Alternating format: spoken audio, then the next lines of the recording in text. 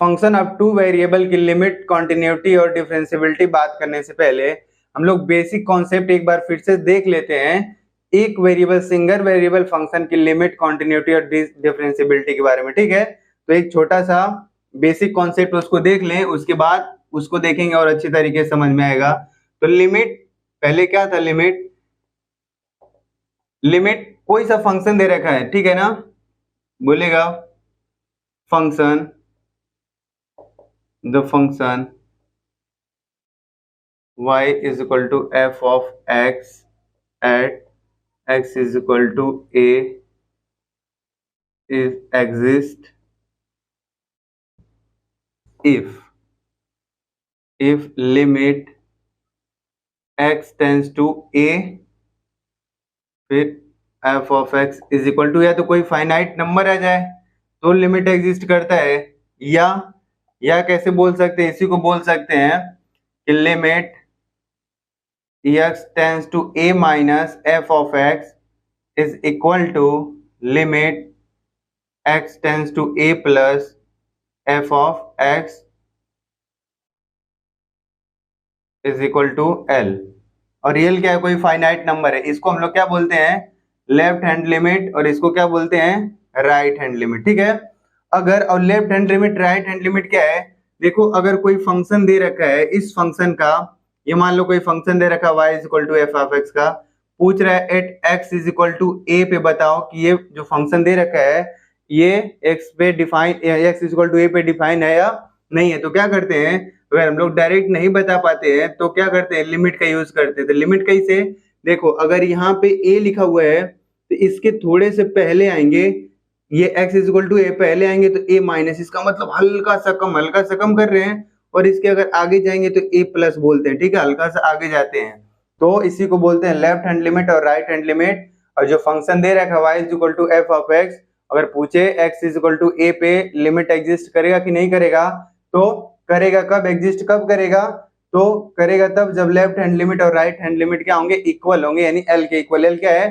कोई finite value 2 3 5 कुछ भी हो सकता है, 0 भी हो सकता है। ठीक है, तो बोलते हैं कि लिमिट एग्जिस्ट करेगा। सेम इसी कॉन्सेप्ट पे हम लोग कॉन्टिन्यूटी चेक कर लेते हैं, ठीक है ना। कॉन्टिन्यूअस, कोई फंक्शन, अगर फंक्शन दे रखा है, फंक्शन, द फंक्शन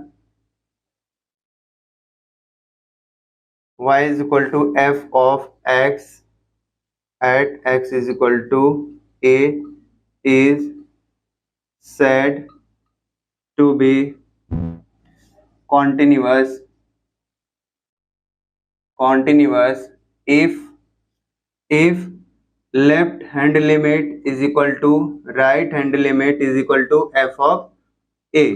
अगर लेफ्ट हैंड लिमिट और राइट हैंड लिमिट और उस पॉइंट पे उस फंक्शन की वैल्यू तीनों अगर इक्वल होते हैं तो बोलते हैं जो फंक्शन दे रखा वो क्या होगा, x is equal to a पे कॉन्टिन्यूअस। इसका मतलब पॉइंट a पे जो फंक्शन का ग्राफ बना होगा वो ब्रेक नहीं करेगा, लगातार चलता रहेगा। ठीक है, और इसको कैसे लिख लेते हैं, limit x tends to a minus, फिर लिख लेते हैं f of x is equal to limit x tends to a plus, फिर f of x is equal to f of a लिख लेते हैं। अगर तीनों इक्वल हैं तो बोलेंगे जो फंक्शन दे रखा है वो कैसा होगा, कॉन्टिन्यूअस होगा, अदरवाइज कॉन्टिन्यूअस नहीं होगा। ठीक है, तो ये कॉन्टिन्यूटी और लिमिट का बेसिक डेफिनेशन है। कोई सा फंक्शन होगा और किसी भी पॉइंट पे अगर चेक करने के लिए बोलेगा कि लिमिट एग्जिस्ट करेगा कि नहीं करेगा और उस पे फंक्शन कॉन्टिन्यूअस होगा कि नहीं होगा, तो एक बात ध्यान दे लें कि अगर कोई भी फंक्शन दिया हुआ है उस पॉइंट पे, जिस पॉइंट पे पूछ रहा है लिमिट एग्जिस्ट करेगा कि नहीं करेगा, अगर लिमिट एग्जिस्ट करेगा तो ही कॉन्टिन्यूअस हो सकता है, ये अदरवाइज लिमिट एग्जिस्ट नहीं करेगा तो गारंटी है कि वो कभी भी कॉन्टिन्यूअस हो ही नहीं सकता। ठीक है, तो अगर लिमिट एग्जिस्ट कर रहा है तो कॉन्टिन्यूअस हो भी सकता है और नहीं भी हो सकता है। ठीक है, और अगर लिमिट एग्जिस्ट नहीं कर रहा है तो कोई सवाल ही नहीं पैदा होता कि वो कॉन्टिन्यूअस होएगा। ठीक है, तो इसको नोट कर लें। तो हम किसी भी फंक्शन को किसी भी पॉइंट पे लिमिट उसका चेक करना था या कॉन्टिन्यूअस बताना था या कॉन्टिन्यूटी बतानी थी, तो हम लोग उसको पता कर लिए बेसिक फॉर्मूले के थ्रू। और उसी का एक अगला कॉन्सेप्ट है डिफरेंशिएबिलिटी।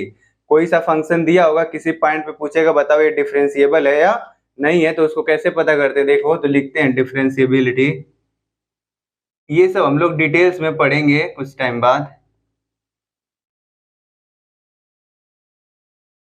डिफरेंशिएबिलिटी या अवकलनीयता बोलते हैं, ठीक है। बोलेंगे the function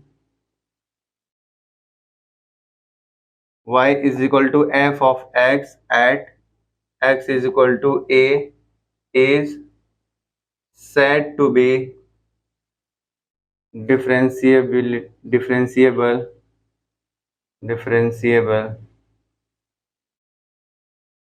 if left hand derivative, इधर लिख लेते हैं, if left hand derivative is equal to right hand derivative. अगर लेफ्ट हैंड डेरिवेटिव और राइट हैंड डेरिवेटिव अगर उस फंक्शन का इक्वल है उस पॉइंट पे, तो बोलेंगे लिमिट एग्जिस्ट करेगा, अदरवाइज लिमिट एग्जिस्ट नहीं करेगा। तो लेफ्ट हैंड डेरिवेटिव क्या होता है, देखो तो लिखते हैं limit h tends to 0 f of, जो फंक्शन दिया होता है h टेंस टू h, इसका मतलब लेफ्ट का मतलब पहले x माइनस का h माइनस का f of x is equal to क्या लिखेंगे,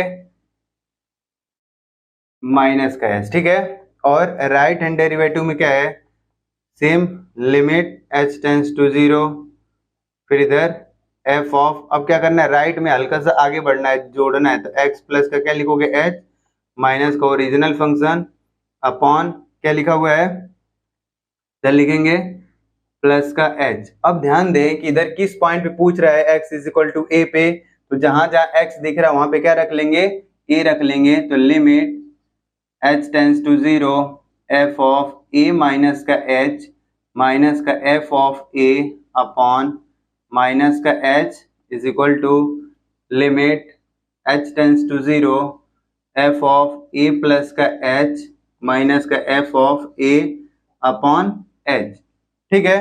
तो अगर लेफ्ट हैंड डेरिवेटिव इस फॉर्मूले के थ्रू जो भी फंक्शन दिया होता है उसका लेफ्ट हैंड डेरिवेटिव और राइट हैंड डेरिवेटिव निकालते हैं, अगर left hand derivative right hand derivative के इक्वल आता है तो बोलते हैं जो भी फंक्शन दे रखा है और जिस भी पॉइंट पे पूछ रहा था वो डिफरेंशिएबल होगा, ठीक है।